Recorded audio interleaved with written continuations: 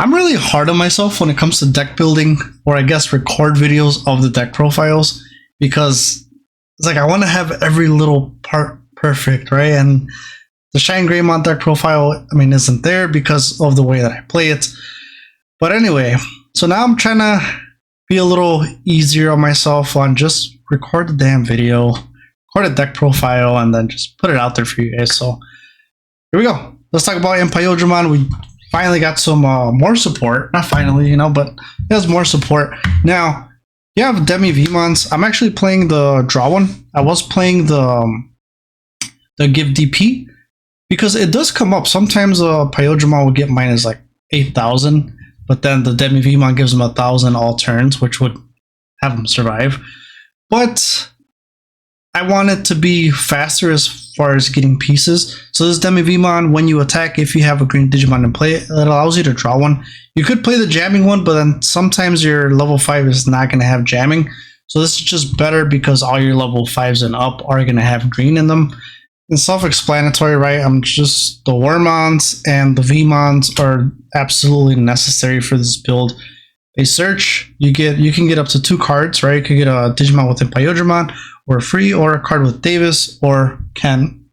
And then equally as important is the Inherit, which is end of your turn, DNA, which is awesome. Now, aside from these 4, I tried the promo Wormon and it worked, but then its on play only lets you get 2 cards that are green or blue, 2 or more colors. So what that means is the level 4s, if they're not dual colors, there's a possibility that you don't get them. I really just wanted to play it to kind of keep that end of turn DNA. You could play the other Wormon that just has the Inherit, but it has no on play. But I ended up changing it up, doing 4 of the BT17 Vmons. This one, during your turn, when one of your other Digimon is played or Digivolves, and it has free or is a green Digimon, gain 1 memory. And then the Inherit your turn gives 2,000. I really went for this one because since I'm going for the drawing egg, I want to kind of compensate for that DP. So I'm like, let me just run 4 of. And then with the Wormon, you're able to basically play it for 2 instead of 3. And then I just think Wormon it's pretty good. This card is just good late game because it allows you to do so much with just that 1 card. So starting your main phase and on play, if it's your turn, one of your Digimon may Digivolve into a level 4 Digimon card with Insectoid or free trait from the trash. Reduced cost of 1. The Inherit, when attacking, suspend one of your opponent's Digimon. This helps if you have sources in the trash. It just helps your DNA. It helps you bring out the level 5 quicker. I think 1 is okay. Really just because if you end up using a Digivolve for 1, you're really just going to drop this on play, which you can play with the Tamers as well. Let's talk Stingmon. Starter deck 9. This one, when you have a blue Digimon in play, you can drop it, reduce cost by 1, so you play it for 3. With the Vmon, since you're playing it and it's a green Digimon, now you basically play it for 2. So I thought that was pretty cool. It's a pretty neat mechanic. The Inherit, when attacking, if you have a blue Digimon in play, you get to draw 1. It is not once per turn, and since you unsuspend at least more than once, you can draw 2. So now you got this one on the Digiegg, you can draw up to 3 times. The Digiegg is just once per turn. This one is not once per turn. 2 of the BT12 Stingmon. I actually had these ratios the other way around before. And the reason being is just I wanted to take advantage of the memory and then just kind of stealing back the turn. Because the Stingmon, when you would DNA into a blue Digimon card, gain 1 memory. Then the Inherit gives you Piercing if you have Imperialdramon or free straight. Piercing, it comes up, but it doesn't kind of really matter because you're going to suspend anyway. So if you want to get rid of the Digimon, you can. This is kind of just being greedy if you want to go into the security stack, which you do if you're going to have jamming, but you don't always have jamming. So then sometimes you just want to delete the Digimon and not check security because you're not that confident yet. Or you don't have pieces to get another one, or you don't have the partition level 5. X-Vmon, BT12, Inherit jamming, and then when you would DNA into a green Digimon, gain 1 memory. So ideally, you use these 2 to DNA, you gain 2 memory, which is awesome. Because then if the end of turn, if you Digivolve into one of these 2, you have the end of turn rookie, gain 2 memory, now it's your turn again. So that's what I really did like about these. But I'm gonna focus on drawing power and being able to play it for 2, basically, if you have the Vmon on the field. Last but not least, 2 Lightramon. And I was gonna try if you're playing the version with the Wormmon, you can replace this with the Togemaru, if that's what it's called.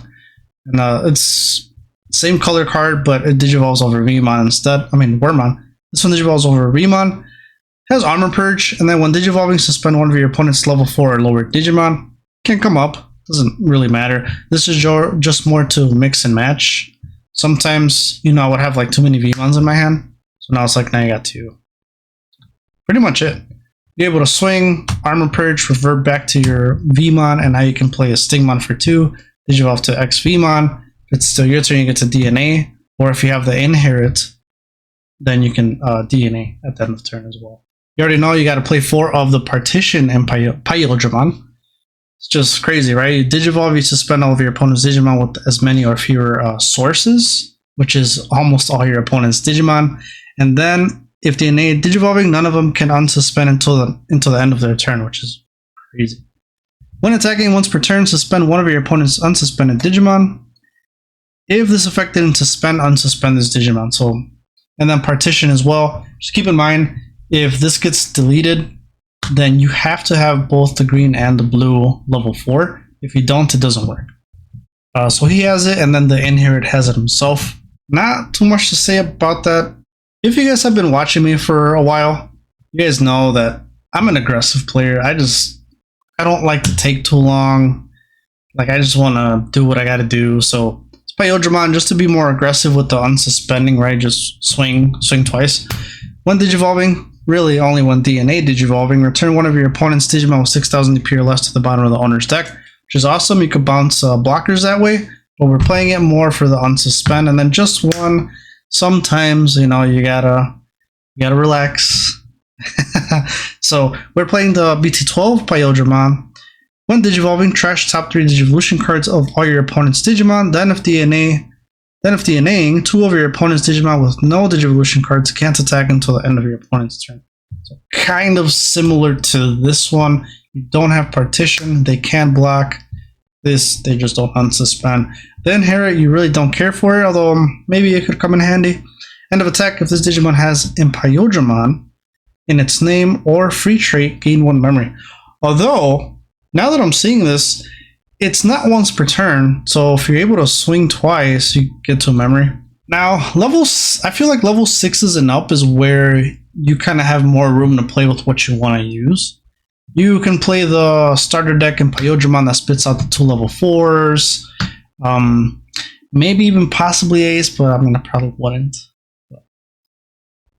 Here we go, Imperialdramon Dragon Mode. This is the BT17. When digivolving, one of your opponent's Digimon or Tamers can't unsuspend until the end of their turn. Then by suspending one of their Digimon or Tamers, unsuspend one of your Digimon, which ideally you're going to want to unsuspend this one. So you'll swing once, twice, suspended, digivolve, suspend something, unsuspend here, and then you get to swing again.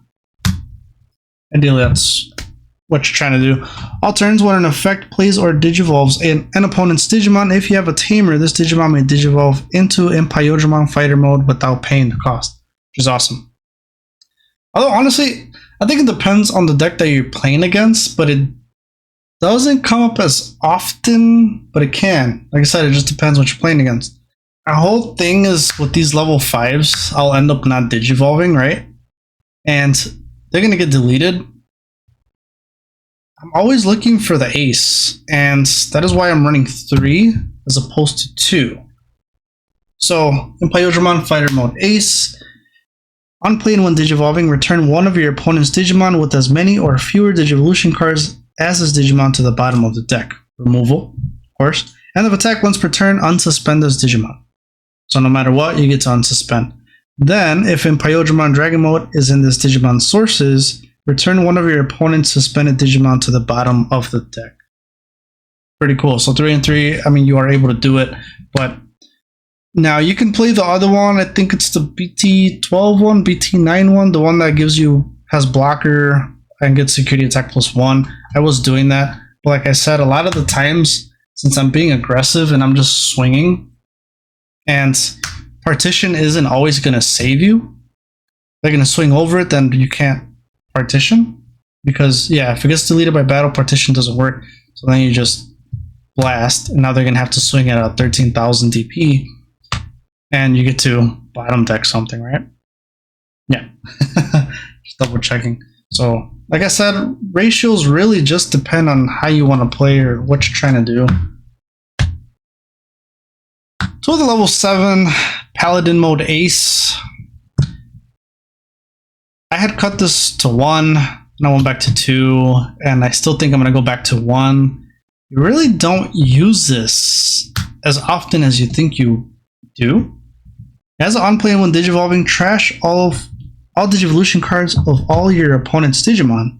Then return all cards in your or your opponent's trash to the bottom of the deck. If this effect return at level 7, if this effect return level 7, white cards gain 3 memory. Okay. Then when attacking by returning one of your opponent's Digimon with no Digivolution cards to the bottom of the deck, unsuspend this Digimon. So this card is good, don't get me wrong. So long as your opponent has a Digimon with no sources, you're able to just keep doing its one attacking because it's not once per turn. But how often is that going to be? And sometimes, I mean, they're just going to get rid of the Ace. It doesn't have really protection unless you have partition. But then you still lose the overflow of 5. So it's a good card. I just, sometimes because of the aggressive the deck can be, you don't even go into this one. So I might go back to 1. And there's different cards you could put in here. You could put a 4th copy of this Davis and Ken. I just think 4 is too much. Like, I know, I get it. It's a good card. It lets you play a Vmon and Wormmon, start your main phase. Then when you Digivolve to a blue or green, you can suspend a gain of memory. If you DNA, you can trash 3 cards under your opponent's Digimon. But it's like, after you have 1, like, are you really gonna just like keep dropping them? Like, they're pretty expensive. So I think 4 is too much. Even when I had like 2 on the field, I had like the other 2 in my hand, and I just felt like they were dead cards at that point. So if you want to run 4, you can substitute, a level 7 from that. I'm actually playing 2 of the BT17, Davis and Ken. This one is a memory setter. All turns when one of your level 5 or higher free trade Digimon would be deleted in battle. By suspending this Tamer, you may play 1 level 4 or lower Digimon card with that Digimon's Digivolution cards without paying the cost. Ideally, this works for the Imperialdramon with partition, because I mean, if you get greedy, you swing twice, and now if it gets deleted, you have this here. You can't activate partition because it's getting deleted by battle. So now you could spit out 1 level 4, and now it sets you up for your turn again, where you can just drop another one, now you just DNA, and you're like, I'm back. So it's not a bad card at all. But what I really do like is its end of turn, one of your free Digimon may attack an opponent's Digimon. So it's like a pseudo blitz, which I like. 1 Davis, memory setter, reveal 3 cards, add 1 blue or green Digimon, and then, return the rest to the bottom. Ideally, you're always picking up 2 cards. I thought about running 2, and I have the space to run 2, but then I didn't want to add it. I'm like, I feel like it's okay. Like, I have all the majority of the rookies search. You have a lot of draw power, so it's like it's not bad if you want to run 2, but I don't think it's necessary. To the return to the primogenitor. I probably butchered that word. I wanted to run this card at 3, but it's one of those things too where like I'm always DNAing, and let's just talk about it. So main effect, one of your Digimon may Digivolve into a level 5 or higher Digimon card with the free trait in the hand with the Digivolution cost reduced by 4. Then place this card in the battle area. All turns when one of your Digimon with the free trait would be deleted, other than by one of your effects, delayed by Digivolving that Digimon into a Digimon card with Imperialdramon in its name in the hand without paying the cost, prevent that deletion. So it definitely it has its perks, and I've seen some builds that run Magna X with this one, because you could just drop this and you can Digivolve. I think it's for 1 instead of 5 still. No, or 3 for free. Anyway, So I might try that as well. Security, you may play one Tamer card with Davis or Ken in its name from your hand or trash without paying the cost, then place this card in the battle area. So it does set itself up, and it lets you play a Davis and or Ken for free. Last but not least, Gigadeath. So I basically replaced Gigadeath, or I replaced this Imperialdramon BT12 for the Gigadeath. Reason is, your stack can get deleted. If you want to clear the board, you gotta build back up, go into this one, and then you gotta have a dragon mode underneath to actually clear the whole field. As opposed to Gigadeath, yes, it's a 9 cost, but I mean, I did it at one point where they had 2 aces on the field somehow. Well, an ace was a source, and then they had another ace. So it's like I ended up playing it for 1, which is crazy. So I just feel like it's supposed to do the same thing. I just leaned more to like, okay, I just need like a 1 card to drop and, you know, clear board, as opposed to this where you don't really do it as often. But you could definitely play this, switch this from 3 to 2 ace, and then add the fighter mode, or you could try the Magna X antibody. So it's up to you. So far, this has been working out for me. I love it, and I'll catch you guys in the next video.